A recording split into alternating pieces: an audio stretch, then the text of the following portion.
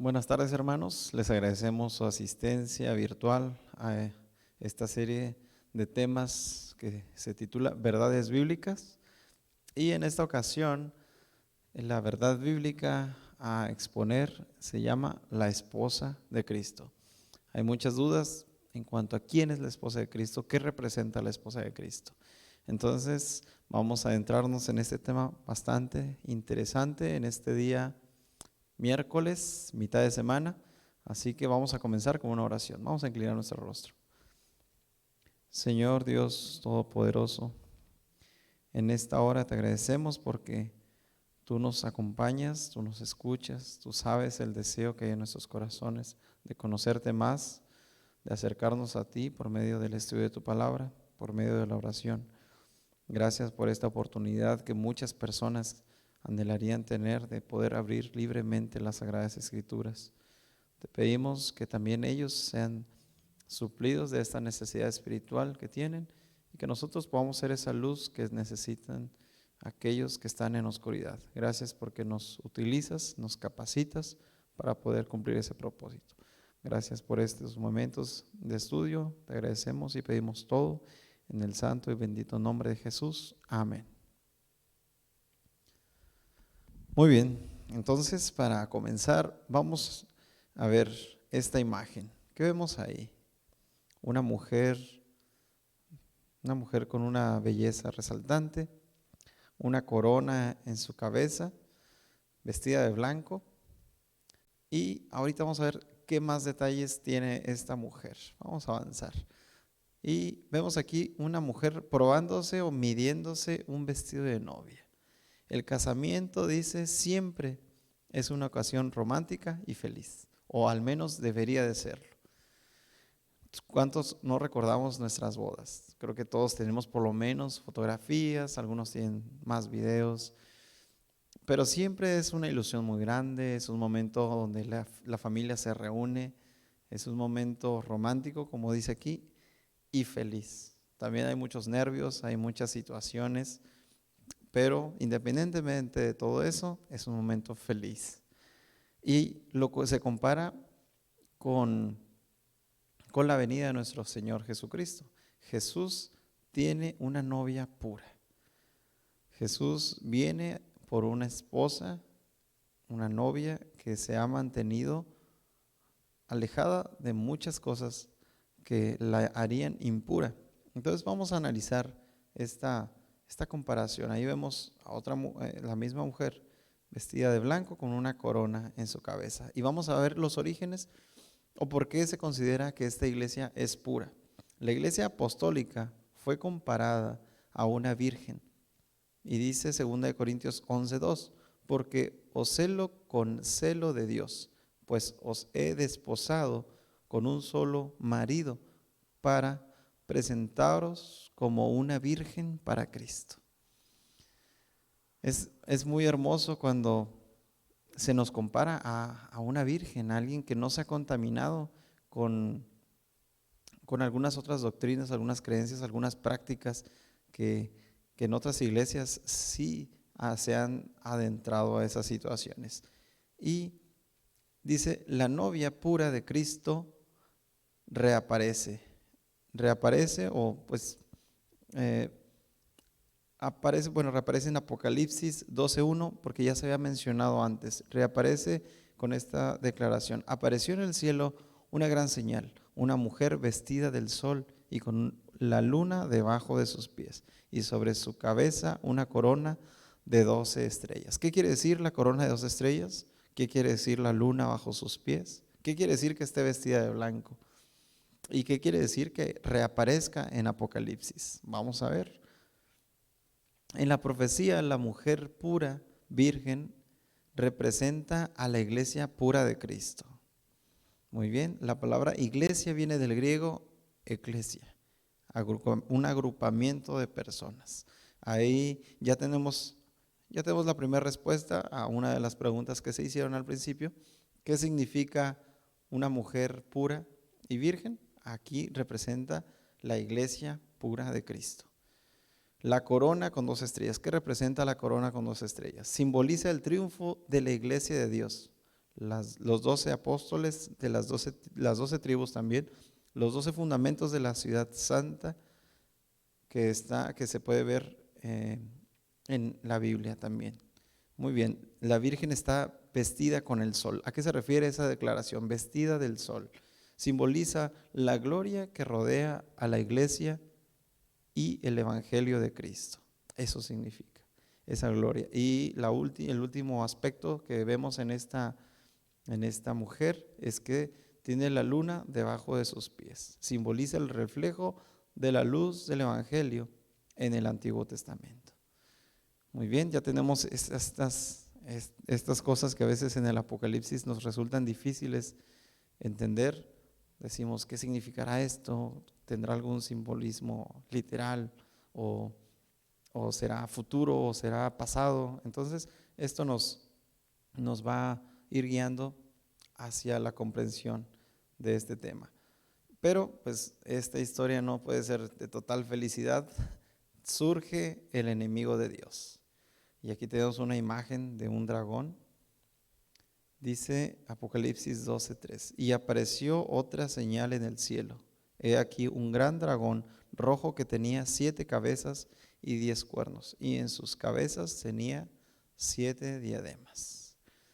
Bueno, aquí vemos a ese dragón grande, rojo, 7 cabezas y 10 cuernos. Vamos a ver, también eso tiene que simbolizar algo. Pero vamos a ver, antes que otra cosa, ¿quién es ese dragón? ¿Quién es el enemigo de Dios? Apocalipsis 12:9 nos dice, y fue arrojado el gran dragón, la serpiente antigua que se llama Diablo y Satanás, el cual engaña a todo el mundo. Fue arrojado a la tierra y sus ángeles fueron arrojados junto con él. No fue arrojado solo, fue arrojado también con sus ángeles. La mujer da a luz al Hijo de Dios. Muy bien, esa mujer, esa iglesia pura, da a luz un hijo. Dice Apocalipsis 12:2. Y estando encinta gritaba con dolores de parto y sufría angustia por dar a luz.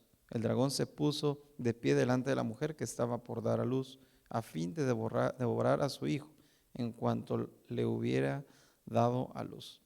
Ella dio a luz un hijo varón, y su hijo fue arrebatado ante Dios y su trono. Esto está interesante. El dragón se pone cerca de la mujer esperando que dé a luz a ese hijo para devorarlo. El niño nace y ahí está la Virgen María con Jesús en brazos. El dragón usó hombres para destruir al Hijo de Dios en la crucifixión, en la muerte de los primogénitos, que se mandó a matar a los niños menores de 12 años, niños menores de 2 años, en Mateo 2:16, y posteriormente en la crucifixión, Mateo 27. Pero, pues, nadie podría vencer a Dios. El enemigo no consiguió destruir a Cristo. A él Dios le resucitó habiendo desatado los dolores de la muerte, puesto que era imposible que él quedara detenido bajo su dominio. Hechos 2:24. Y su hijo, lo reiteramos, y su hijo fue arrebatado ante Dios y su trono. Fue arrebatado del sepulcro. Airado el enemigo, trata de destruir a la iglesia pura de Cristo. Ya vio que no pudo destruir a Cristo. Entonces, pues dice, ¿ahora qué voy a hacer? Bueno, por lo menos me voy a ir contra la descendencia de Cristo. Apocalipsis 12:13. Y cuando el dragón vio que había sido arrojado a la tierra, persiguió a la mujer que había dado luz al hijo varón. Primero los judíos, en el tiempo de los apóstoles, tuvieron una persecución. Pablo también Saulo de Tarso estuvo involucrado, pero no se detuvo con su conversión. Hubo otras personas que siguieron persiguiendo a los cristianos. Y más adelante los romanos trataron de destruir a la iglesia pura de Cristo. Pues conocemos, la mayoría conocemos las historias del circo romano donde mataban cristianos. Y eso es solamente una de las formas en las cuales fueron perseguidos grandemente. Y vamos a ver de qué otra forma también fue perseguida esa iglesia pura.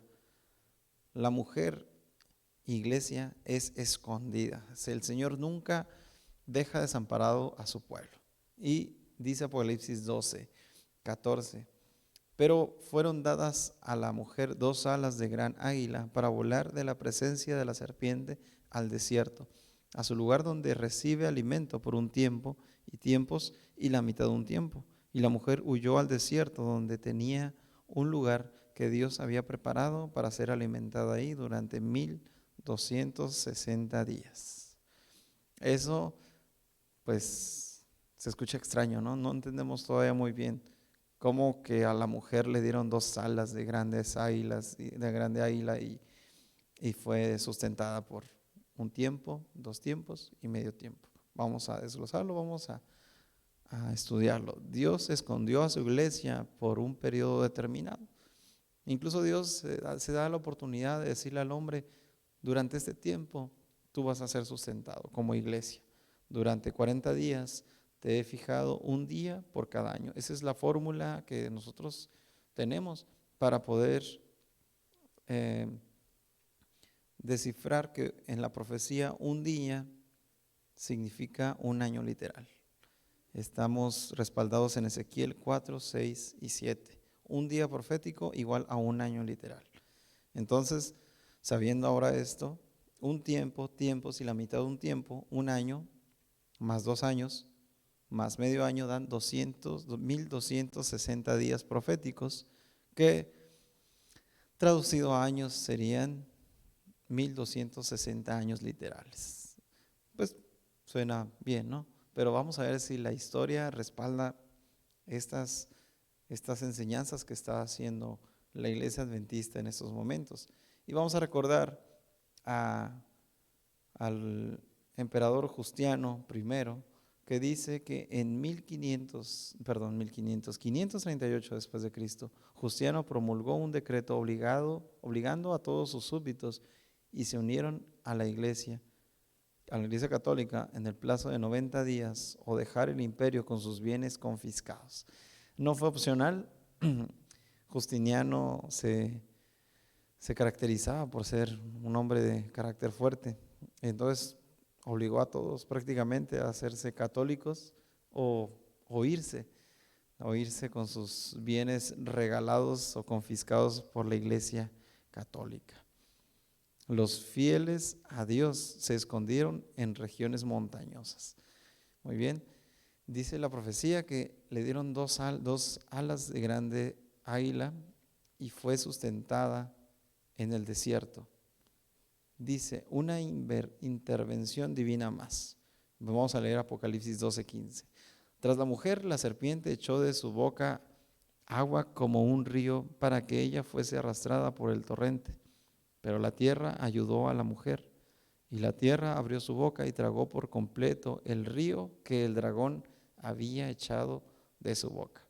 Eso también tiene, pues, es un simbolismo que tiene una aplicación literal. Y vamos a ver qué significa primeramente el agua que echó el dragón, el río que salió de la boca del dragón. Agua en la Biblia, según Apocalipsis 17:15, significa pueblos, naciones y lenguas. Eso significa el agua. Y dice que Satanás usó las naciones tales como Francia y España para exterminar al pueblo fiel de Dios. Bueno, parece que sí, esas naciones se prestaron y fueron instrumentos de Satanás para intentar destruir al pueblo de Dios. Ese fue el agua que arrojó el dragón de su boca. El 10 de febrero de 1798, el general Berthier, general de las fuerzas revolucionarias francesas, entró a Roma, aprendió al Papa Pío VI, abolió su gobierno y dio libertad religiosa a todos los italianos. Eso parece que fue una herida para el papado, para el obispado, una herida muy, muy grande. En 1798, el general Berthier. Y un pequeño grupo de cristianos remanente preservados por Dios. ¿Qué quiere decir remanente? Lo vamos a ver más adelante, Pero aquí vemos el decreto de Justiniano en el 538. Después, 1260 años de matanza, de persecución, y en 1798 el Papa queda prisionero. Justamente 1260 años, como lo decía la profecía. Y tenemos el resultado de 150 millones de muertos. Fue bastante dura la persecución.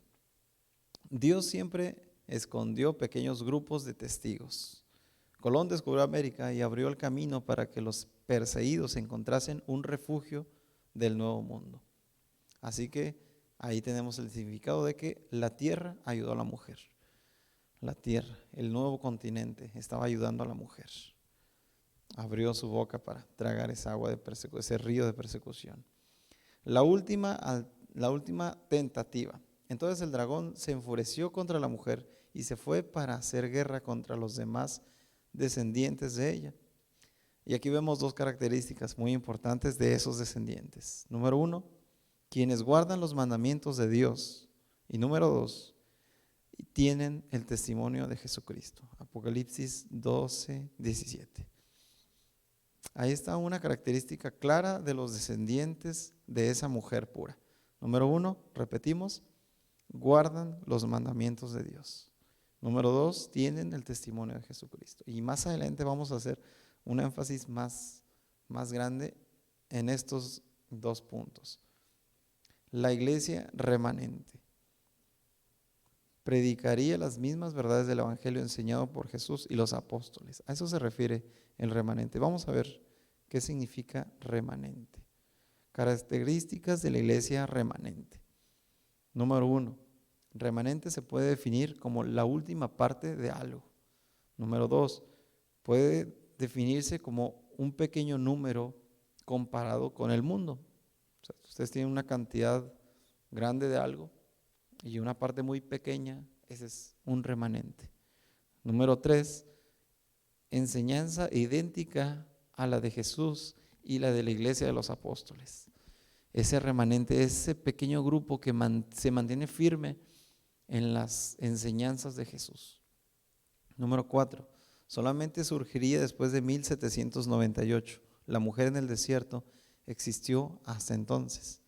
Número 5, que ya habíamos abordado este punto en las diapositivas anteriores, guarda los mandamientos de Dios. Apocalipsis 12, 17, característica de la iglesia remanente.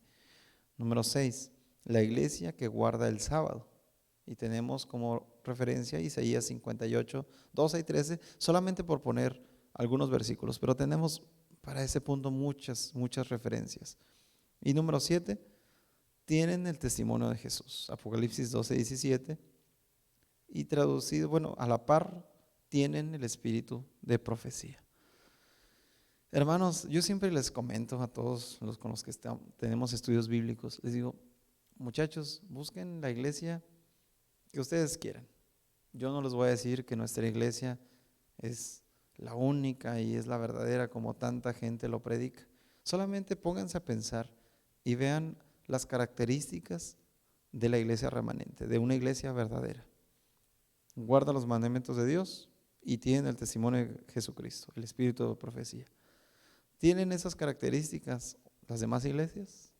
¿Guardan los mandamientos de Dios? Vamos a pensar en eso. ¿Tienen el espíritu de profecía? Vamos a ir analizando. Este tema es muy interesante a la hora de nosotros poder escoger una iglesia en la cual poder estar ahí, que ese sea el medio de conexión entre Dios y nosotros. Muchos fieles seguidores de Dios todavía se encuentran en diferentes iglesias, pero pronto serán llamados para que se unan a su iglesia pura. Yo siempre comento que hay personas muy sinceras, muy honestas, que aman a Dios de corazón, pero la luz en su totalidad no les ha llegado. En algún momento el Señor va a traer a esos fieles hijos suyos a la iglesia verdadera, a la iglesia del remanente, a esa iglesia que se ha mantenido pura, que no se ha dejado contaminar por las corrientes que Satanás siembra Siempre en esas iglesias el engañador, su trabajo principal es intentar engañar. Engaña al mundo, haciéndole creer que no pasa nada, que si tú celebras algunas cosas que la iglesia católica promueve, no va a pasar nada. Pero la iglesia remanente, esa es su característica. Se va a mantener fiel hasta el fin y los fieles que están en otras iglesias van a llegar a pertenecer a la iglesia remanente. La iglesia adventista del séptimo día, afortunadamente y gracias a Dios, cumple todas las especificaciones bíblicas.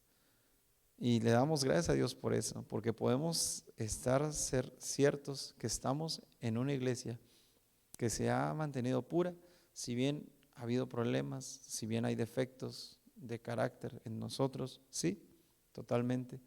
Pero eso no quiere decir que no sea la iglesia verdadera, que no sea una iglesia pura, una iglesia que tiene las características bíblicas de una iglesia, de la iglesia remanente. Y bueno, la invitación y el llamado está aquí. ¿Responderás al llamado de Dios para formar parte del remanente fiel? Si tú en estos momentos estás decidiendo si ir a una iglesia, si ir a otra iglesia, si no ir a ninguna, recordemos las palabras de Jesús cuando dijo: el que no es conmigo, contra mí es. El que no recoge, desparrama. No hay 3 opciones, no hay 4 opciones. Lamentablemente, o estamos de parte de Dios o estamos de parte del enemigo. O estamos en esa iglesia pura o estamos del lado de ese dragón que engaña al mundo entero. ¿De qué lado quieres estar? ¿Cuál es tu sentimiento ante esta gran verdad? Esta serie se llama Verdades Eternas y esa es una de esas verdades que son eternas, que nos van a poner en un punto en donde podamos tomar una decisión correcta para nuestra salvación. Hermanos, en esta tarde quisiera dejar esto claro en sus mentes. ¿Cómo es que Satanás nos da muchas opciones? Nos trata de engañar con algunas cosas que nos llaman la atención. ¿Por qué? Porque siento bonito en esa iglesia, porque ahí se siente mucha buena camaradería, mucha amistad, pero realmente tiene las características de una iglesia remanente, de una iglesia verdadera. Pongámonos a pensar que de eso depende mucho de nuestro futuro y posiblemente nuestra salvación y nuestro destino eterno. Así que, hermanos, vamos a hacer una oración para que el Señor nos ayude a tomar esa decisión. Si ya estamos en esta iglesia y tenemos la certeza que es la iglesia verdadera, que es el pueblo remanente, mantenernos puros, mantenernos fieles a lo que tenemos ya a la luz en este libro. La iglesia adventista se basa solamente en la Biblia. Entonces, hermanos, vamos a hacer una oración de compromiso, de consagración y una invitación a aquellas personas que todavía están decidiendo dar este paso para integrarse a la familia. Señor, te agradecemos por esta verdad que tú nos dejas en tu palabra. Gracias porque a lo largo del libro de Apocalipsis, que para muchos es muy complicado entenderlo, tú nos has dado esta luz. En este pequeño estudio hemos comprendido que hay una iglesia verdadera, hay una iglesia remanente, hay una iglesia que se ha mantenido fiel. Y Señor, queremos pertenecer a esa iglesia, queremos seguir perteneciendo, queremos también ser fieles a ti, fieles a tus mandamientos. Y gracias por darnos el privilegio de estar aquí en este lugar y tener la luz que tenemos. Gracias porque nos amas, porque nos has escuchado en esta hora. Y te pedimos por el resto de la semana, Señor, que tú seas con nosotros y que podamos tomar decisiones para vida eterna. En el nombre de Jesús, amén.